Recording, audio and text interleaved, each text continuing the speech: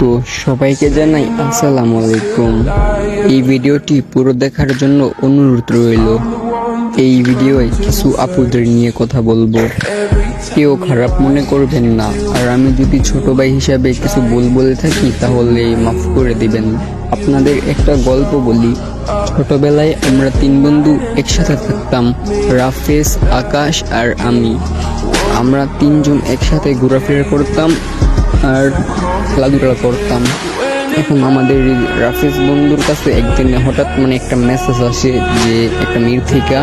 ওই সেই মেসেজটা পেয়ে ওই মেয়ের সাথে রানিং কথা বলা শুরু করে। আমরা এটা বলতেছিলাম, বাট ওদের যেহেতু আমাদের বন্ধু লাগে তাই ওকে আমরা আর কিছু বলি নাই। তখন ও রিলেশন করতেছে। দেন ওই জানি না ওই মেয়েটা কি করছে, আমাদের কথা পুরোপুরো আমার বন্ধুটা ভুলাই গেছে। আমাদের মনে পড়ে না যে ও আমাদের বন্ধু না।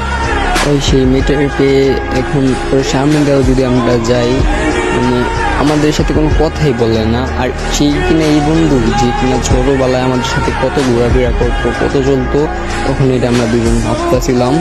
দেন আমাদের যে আকাশ বন্ধুটা ছিল ওই বলে যে আমারে বলে যে তুই দাঁড়া, আমি দেখতেছি যে কোন মেয়ের সাথে রিলেশন করে। তখন আকাশ বন্ধু যা খবর নিয়ে শুনতে পারে যে আমাদের আকাশ বন্ধুর একটা গার্লফ্রেন্ড ছিল। দেন আমাদের